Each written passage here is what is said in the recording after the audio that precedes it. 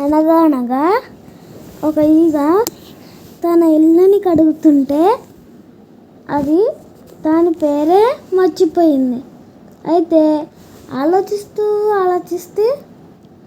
ఎక్కడో ఒక ఇల్లు దగ్గరికి వెళ్ళిపోయింది.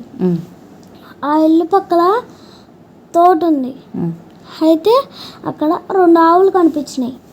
దాన్ని అడిగింది, లేగదూడని అడిగింది, ఓ లేగదూడ నా పేరేంటో చెప్పవా అంటే, నీ పేరు నాకేం తెలుసు, వెళ్ళి మా అమ్మని అడుగు అంటే, ఓ లేగదూడను పెంచిన ఆవమ్మ నా పేరేంటో చెప్పమ్మా అని అడిగింది. అయితే నీ పేరు నాకేం తెలుసు, వెళ్ళి నాకు గడ్డి పెట్టే మల్లన్నని అడుగు అంది. అయితే ఓ లేగదూడను పెంచిన ఆవమ్మ ఆవుకి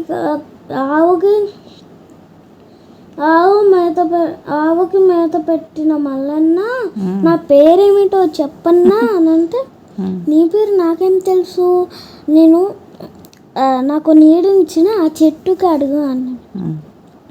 అప్పుడు ఇక దబదబా ఎగిరింది. ఓ లేగని పెంచిన ఆవమ్మ, ఆవుకి మేత పెట్టిన మల్లన్నకు నీడిచ్చిన చెట్టమ్మ నా పేరేమిటో చెప్పమ్మా అని అడిగింది.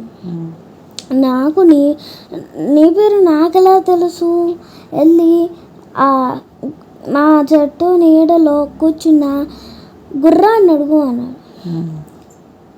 ఓ లేగదూడను పెంచిన ఆవమ్మ, ఆవుకి మేత పెట్టే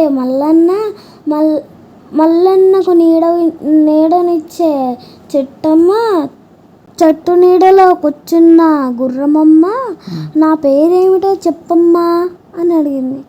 నాకేం తెలుసు, వెళ్ళి నా బిడ్డను అడుగు, కలుపులో ఉన్న గుర్రం బిడ్డను అడుగు అంటే, లేగదూడను పెంచిన ఆవమ్మ, ఆవకు మేత పెట్టే మల్లన్నకు నీడ ఇచ్చే చెట్టమ్మ, చెట్టు కింద కూర్చున్న గుర్రమమ్మ, గుర్రం కడుపులో పెంచిన పిల్లమ్మ నా పేరేంటో చెప్పమ్మా అని అడిగితే, గుర్రం పొట్టలో ఉన్న గుర్రం పిల్ల ఇహిహి అని నవ్వింది.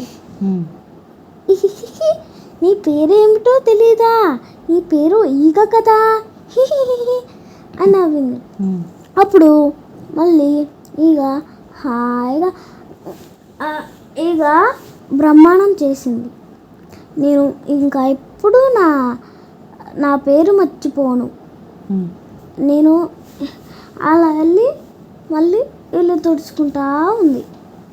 ఇంకా మర్చిపోనే లేదు. అవునా, బాగుందిరా కథ.